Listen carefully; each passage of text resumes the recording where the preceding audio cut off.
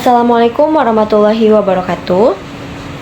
Perkenalkan, kami dari kelompok 1 dengan tema presentasi, analisis tentang diksi dan kalimat efektif dalam bahasa Indonesia. Nah, sebelum mulai ke presentasinya, izinkan kami memperkenalkan diri terlebih dahulu. Pertama-tama, izinkan saya memperkenalkan diri. Nama saya Zea Claudia Putianugrahi dari jurusan Keperawatan dengan NIM 25111305577. Halo semuanya, aku Abdurrahman, bisa dipanggil Rahman. Aku berasal dari program studi pendidikan masyarakat. Salam kenal semuanya. Assalamualaikum warahmatullahi wabarakatuh. Halo teman-teman semuanya. Perkenalkan, nama saya Aisyah Valencia Indriani dengan NIM 25113015893. Saya merupakan anggota dari kelompok 1.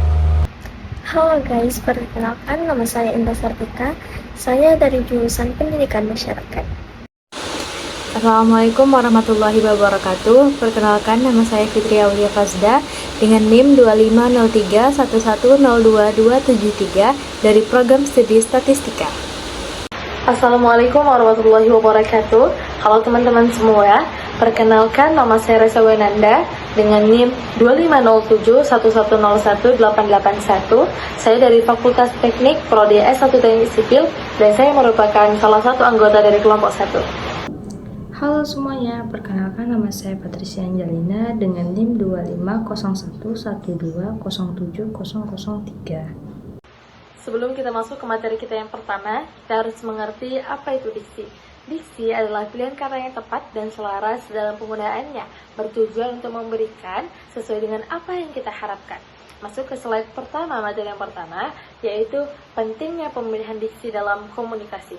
Pemilihan kata yang tepat sangat krusial dalam menyampaikan informasi sehingga pembaca tidak terdistraksi. Yang kedua, dampak kesalahan dalam diksi. Kesalahan dalam diksi dapat menyebabkan kebingungan dan interpretasi yang merugikan dalam komunikasi. Dan yang ketiga, yaitu pengaruh kosakata terhadap penulis. Nah, pengaruh kosakata terhadap penulis ini sangat penting karena kosakata yang tepat dapat membantu, bahkan sangat-sangat membantu penulis dalam mengekspresikan ide dengan lebih baik. Dan yang terakhir, diksi dan gaya bahasa. Diksi dan gaya bahasa mencerminkan gaya bahasa penulis dan mempengaruhi cara pesan yang diterima oleh pembaca. Baik, di sini saya akan menjelaskan tentang kalimat efektif dan struktur bahasa. Saya akan menjelaskan tentang ciri-ciri kalimat efektif. Kalimat efektif memiliki kejelasan, ketepatan, kesederhanaan yang memudahkan pemahaman pembaca. Ciri-ciri kalimat efektif itu ada 8. Yang pertama itu kesatuan. Kesatuan itu adalah satu kalimat atau gagasan utama. Yang kedua, kepaduan. Kepaduan itu unsur-unsur tersusun secara logis dan saling berkaitan. Yang ketiga itu penekanan. Penekanan itu ada bagian yang ditekankan untuk pesanan utama. Yang keempat, kehematan. Kehematan itu adalah menggunakan kata secukupnya atau tidak berlebihan. Yang kelima itu kepaparelaan, yaitu unsur jenis memiliki bentuk yang sama. Yang keenam itu ketepatan, penggunaan kata yang sesuai dengan konteksnya. Lalu yang ketujuh itu ada kelogisan. Kelogisan itu yang masuk akal dan tidak kontradiktif. Yang ke-8 itu ada kelengkapan. Kelengkapan itu memiliki unsur lengkap. Next, saya akan menjelaskan tentang menghindari kalimat ambigu. Kalimat ambigu itu penting dihindari karena ambigu itu agar pesan yang disampaikan tidak menyimpang dari maksud yang ditulis oleh penulis. Cara menghindarinya itu tuh menggunakan kata yang efektif, susunan struktur kalimat dengan yang jelas, perjelasan rujukan kata, lalu gunakan tanda baca dengan tepat, lalu berikan konteks yang cukup. Peranan kalimat dalam tulisan. Penjelasannya itu setiap kalimat harus berfungsi dengan jelas untuk mendukung ide utama dan pembaca dapat mengikuti alur pemikiran. Kalimat dalam tulisan itu ada beberapa jenis. Yang pertama itu ada memperjelaskan komunikasi, untuk memungkinkan penulis untuk menyampaikan pesan dengan jelas. Yang kedua itu meningkatkan keterbacaan. Gunanya ini untuk mudah dibaca dan dipahami. Yang ketiga itu ada menghemat waktu dan tenaga.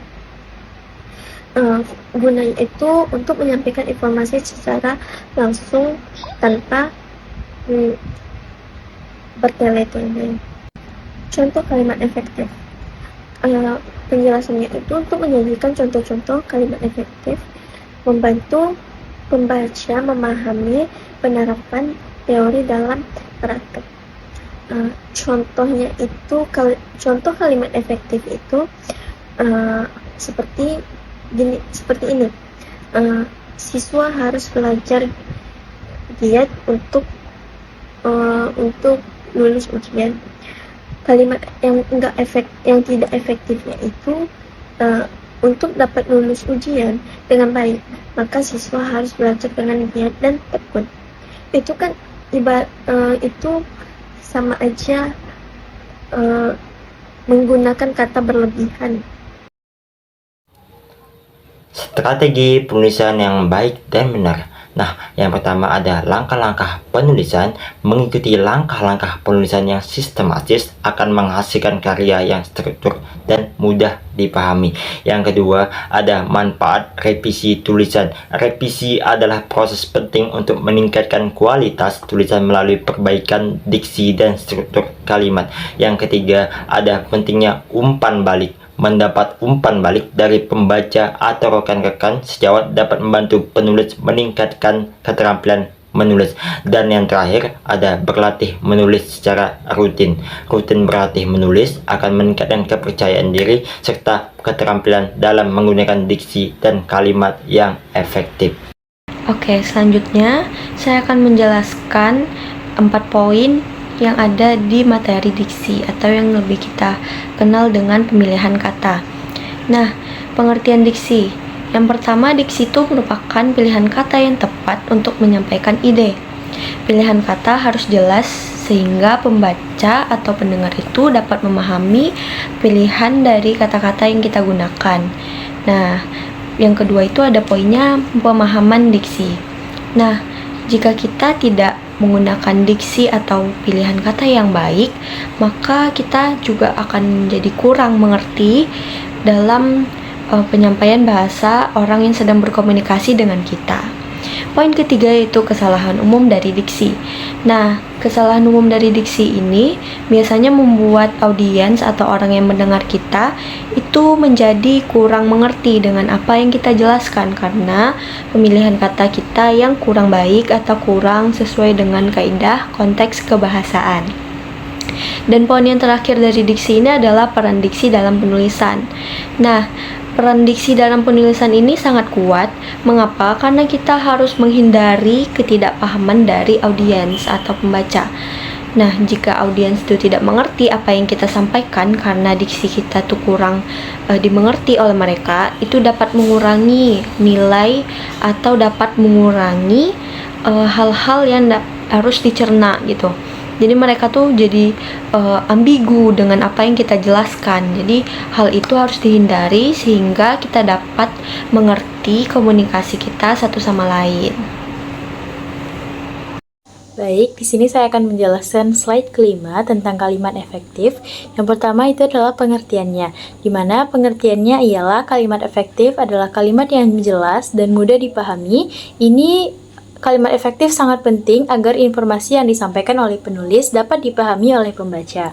Kalimat efektif harus memenuhi beberapa syarat termasuk kesederhanaan, kejelasan, ketepatan dalam penggunaan kata agar mudah dipahami oleh pembaca.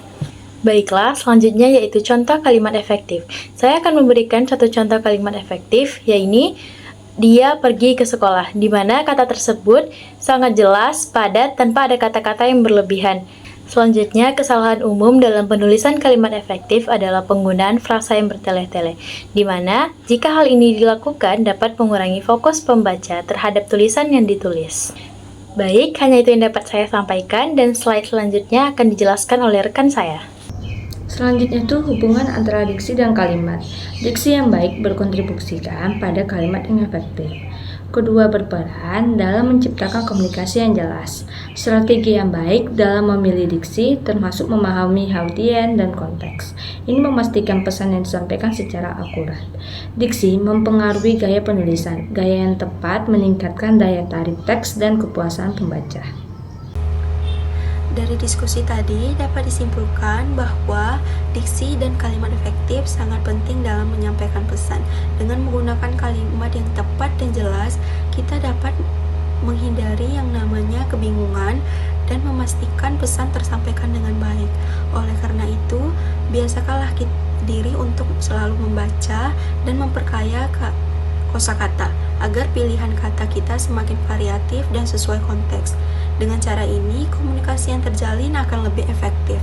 Tentunya kita semua berharap dapat meningkatkan kemampuan berbahasa sehingga kalimat atau pesan yang disampaikan selalu jelas, tepat, dan dimengerti oleh siapa saja. Baiklah, ini merupakan dokumentasi dari kelompok 1 saat kami mendiskusikan hasil dari presentasi kami.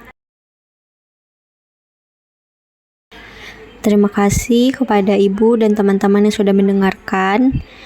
Wassalamualaikum warahmatullahi wabarakatuh.